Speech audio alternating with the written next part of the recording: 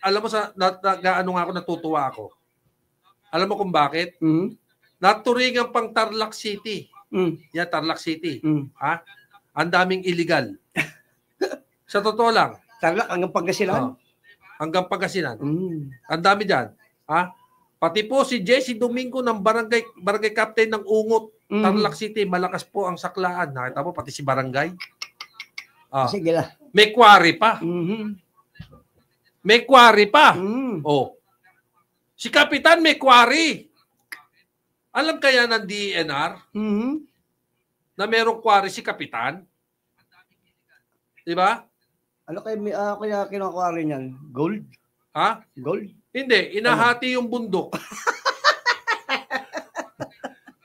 Inahati yung bundok at tapos tatayuan ng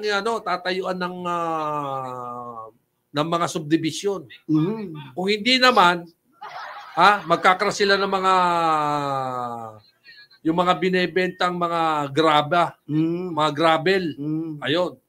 Ngayon, dinudurog nila yon, tsaka ibebenta. Di ba? Walang pagkakaiba doon sa Cagayan. Di ba meron tayong mga black sand? Black sand. Di ba? Na ginagamit, alam ko kasi ginagamit yun sa mga paggagawa ng mga bakal. Di ba? Kinukuha sa dalampasigan, isinasakay at ibinabiyay sa port ng Santa Fe. Tanong, sino ang nagmamay-ari nung sinasabing digging na yon? Sino nagmamay-ari? Inchik. Chekwa. Ang tanong, alam ba ng DNR? Department of National Environment and Resources.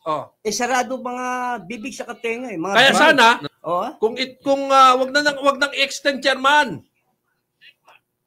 Ituloy na kung itutuloy para mapalitan ng mga matitinding mga kupitan. Kasi maraming gusto maglingkod ng ikangaya para mabago naman. Kasi mga bulok na sistema na yan, matagal na nakaupo, ayaw na tumayo.